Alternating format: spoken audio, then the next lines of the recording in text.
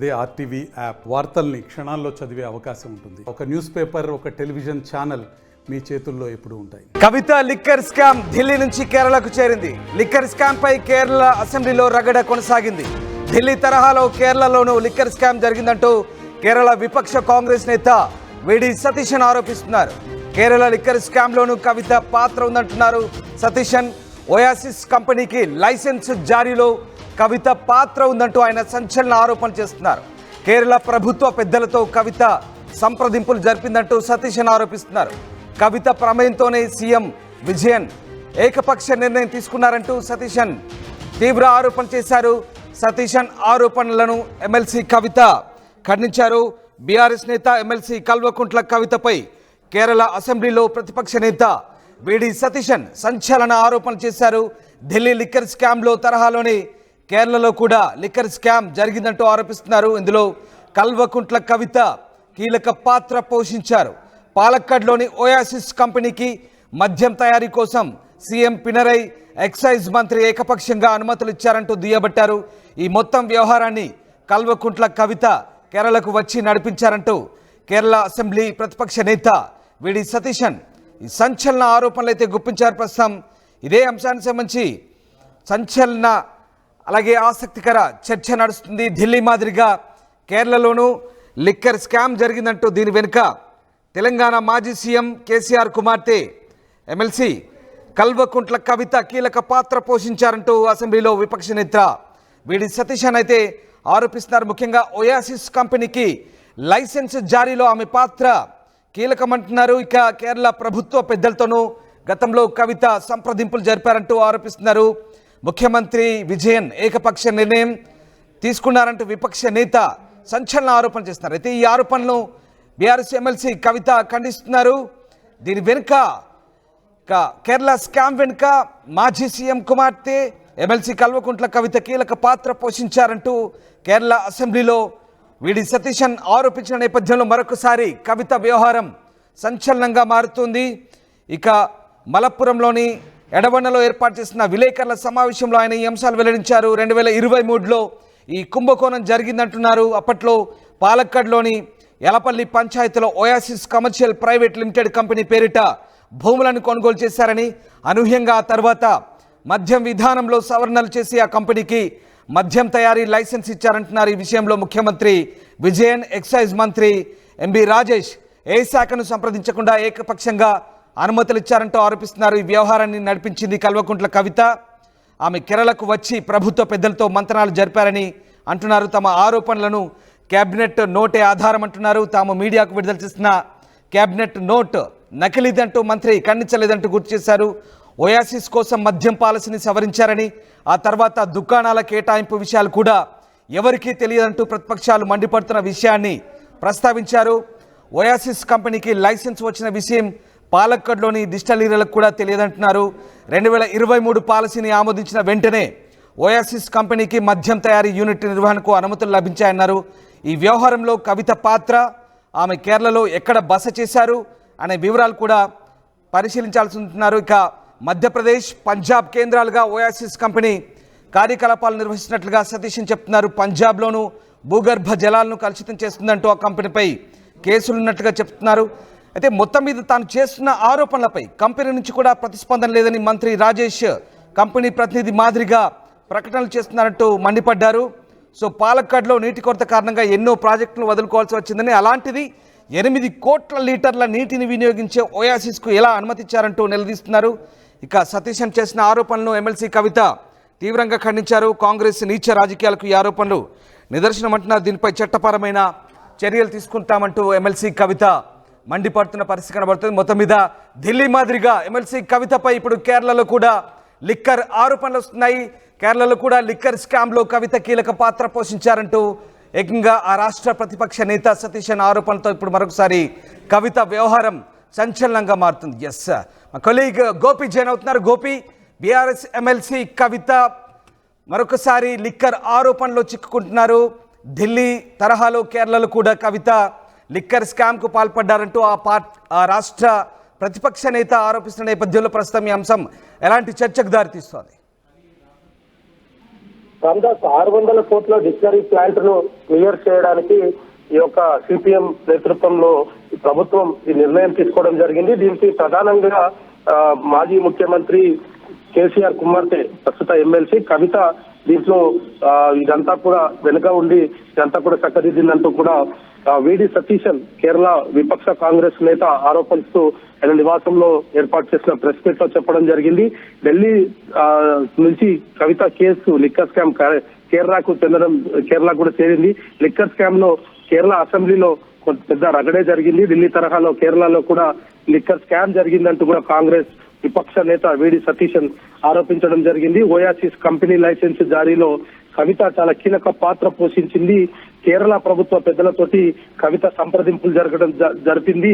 కవిత ప్రమేయంతో CM Vijayan ఏకపక్ష నిర్ణయం తీసుకున్నారు అందుకు కూడా ఆయన ఆరోపణలు చేయడం జరిగింది. అయితే ఈ ఆరోపణలు ఎమ్మెల్సీ కవిత ఖండించినప్పటికీ ఢిల్లీ లిక్కర్ స్కామ్ లో కూడా ఇదే కంపెనీ ఓయాసిస్ కంపెనీకి సంబంధించి కూడా గతంలో ఎంక్వైరీ కూడా జరిగిన పరిస్థితి చూసాం. ఇప్పుడు అదే కంపెనీకి సంబంధించిన మరొక ఆరోపణలు రావడంతో ఢిల్లీ లిక్కర్ తరహాలోనే కేరళ కూడా కొత్త ఎక్సైజ్ పాలసీని తీసుకువచ్చి అక్కడ లబ్ధి చేకూర్చే విధంగా ఈ యొక్క సంప్రదింపులు జరిగాయి అనేది మాత్రం కొంత ప్రతిపక్ష నేతలైతే ఆరోపిస్తున్నారు. అయితే కరువు పీడిత ప్రాంతాలకు సంబంధించిన అనేక అంశాలపైన నీటి మట్టం పైన అదే విధంగా ఇంకా పాల్కాడ్ లో కూడా ఈ డిస్టరీకి సంబంధించి కూడా అనేక ఆరోపణలు ఉన్నప్పటికీ కూడా ఏకపక్ష నిర్ణయంతో ఈ యొక్క సిపిఎం నాయకుడు విజయరన్ ఈ యొక్క నిర్ణయం తీసుకోవడం అనేది కూడా దీంట్లో పెద్ద ఎత్తున కూడా ముడుపులు ముట్టాయి.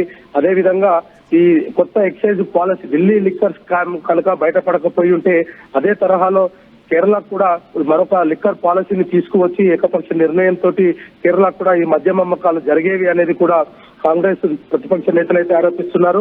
అయితే ఒక్కసారి ఈ కేరళ సందర్భంగా కేరళ ఏదైతే ప్రతిపక్ష నేత చేసిన వ్యాఖ్యలతోటి ఢిల్లీ లిక్కర్ స్కామ్ కు సంబంధించి మరోసారి తెరపైకి వచ్చిందని చెప్పుకోవచ్చు. గతంలో ఢిల్లీ లిక్కర్ స్కామ్ లో ఈడీ విచారణ జరగడము, ఆ విచారణ కూడా ఈ యొక్క పాల్కాడ్ నీటి సంక్షోభానికి సంబంధించిన ఈ యొక్క డిస్టిలరీస్ పైన గతంలో కూడా ఈడీ ఎంక్వైరీ చేయడం జరిగింది. అటువంటి కంపెనీకి ఏకపక్ష నిర్ణయంతో ఎందుకు విజయన్ ఈ యొక్క ఏకపక్ష నిర్ణయంగా తీసుకోవడం జరిగింది అన్న దానిపైన కూడా ఇంకా ఆయన మాట్లాడాలంటూ కూడా ప్రతిపక్ష నేతలు అయితే ఆరోపిస్తున్నారు.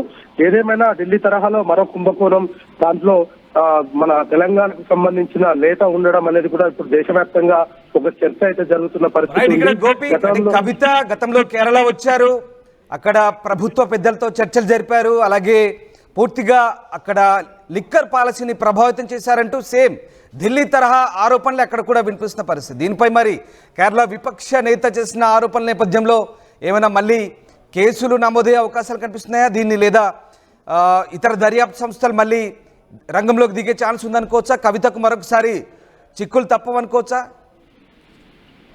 ఖచ్చితంగా ఇది మరొకసారి తెరపైకి వచ్చే అవకాశాలు అయితే చాలా స్పష్టంగా కనపడుతున్నాయి. అపోజిషన్ లీడర్ కాంగ్రెస్ నేత చేసిన వ్యాఖ్యలే కాకుండా ఇది ఢిల్లీ లిక్కర్ స్కామ్ కు సంబంధించి కూడా ఇది మరొక మారు వెలుగులోకి వచ్చే అవకాశం కనిపిస్తుంది. ఎందుకంటే ఓయాసిస్ కమర్షియల్ ఓనరు ఆయన గతంలో కూడా ఢిల్లీ ఎక్సైజ్ పాలసీలో ఆయన పేరును కూడా గతంలో ఈడీ ఆయన విచారణ కూడా జరపడం జరిగింది. ఈ కేసులో ఇప్పుడు కనుక కాంగ్రెస్ పార్టీ చేసిన ఆరోపణలను ఈడీ కనుక ఒకవేళ సుమోటోగా తీసుకుంటే కనుక రెండింటిని లింకప్ చేస్తూ కూడా మరోమారు విచారణ చేసే అవకాశాలు ఎక్కువ కనపడుతున్నాయి. మరి దీన్ని ఇప్పటికే నేను లీగల్ గా కూడా దీనిపైన నేను కేసు వేస్తాను, లీగల్ గా న్యాయ పోరాటం చేస్తాను, నిరాధారమైన ఆరోపణలు నా పైన చేస్తున్నారంటూ కూడా ఆమె ఎమ్మెల్సీ కవిత తన వివరణ ఇవ్వడం జరిగింది. అయినప్పటికీ కూడా ఇటు గతంలో ఢిల్లీ లిక్కర్ కేసులో ఉన్న వ్యక్తికే ఇప్పుడు కేరళలో కూడా లైసెన్స్ కట్టబెట్టడం అనేది కూడా ప్రస్తుతం ఈ రెండింటి కేసుకు సంబంధించి కూడా కొంత లింకప్ అయితే దొరుకుతున్న పరిస్థితి ఉంది. మరి చూడాలి దీనికి సంబంధించి ఏ విధంగా ఎదుర్కోబోతున్నది కవిత. మరొక మారు ఢిల్లీ లిక్కర్ స్కామ్ కు సంబంధించి ఈడీ అధికారులు ఆమెను విచారిస్తారా, లేదంటే కేరళ నుంచి ఏదైనా కంప్లైంట్ వచ్చినా, లేదంటే కేరళ అపోజిషన్ కాంగ్రెస్ పార్టీ దీన్ని ఏ విధంగా ముందుకు తీసుకుపోతుందన్న దానిపైన కవిత ఈ ఆరోపణలు ఖండిస్తున్నారు. నీచ రాజకీయాలు కాంగ్రెస్ అంటున్నారు, అలాగే చట్టపరమైన చర్యలు కూడా తీసుకుంటామంటున్నారు. కవిత క్యాంపు నుంచి ఎలాంటి రియాక్షన్ వచ్చే అవకాశం ఉంది? ముఖ్యంగా కేరళ ప్రతిపక్ష నేతంగా చేసిన ఆరోపణల నేపథ్యం మరి ఇప్పుడు కవిత వైపు నుంచి ఎట్లాంటి రియాక్షన్స్ ఉండే అవకాశం ఉంది? కూడా పరిశీలించాల్సిన అవసరం ఉంటుంది. ఎందుకంటే 600 కోట్ల డిస్టిలరీ ప్లాంట్ ని ఒకే ఒక వ్యక్తికి ప్రభుత్వం తరఫున కేబినెట్ ఆమోదించడము అనేది కూడా ఇప్పుడు ఇక్కడ ప్రధాన చర్చ జరుగుతున్న పరిస్థితి ఉంది. ఎందుకు ఒకే పర్సన్ కి ఈ యొక్క డిస్టిలరీకి సంబంధించిన కంపెనీ లైసెన్స్ ను అప్పచెప్పారు? అక్కడ ప్లాంట్ ఏర్పాటు చేసుకునేందుకు ప్రభుత్వం ఎందుకు ఏ రకంగా గ్రీన్ సిగ్నల్ ఇచ్చింది?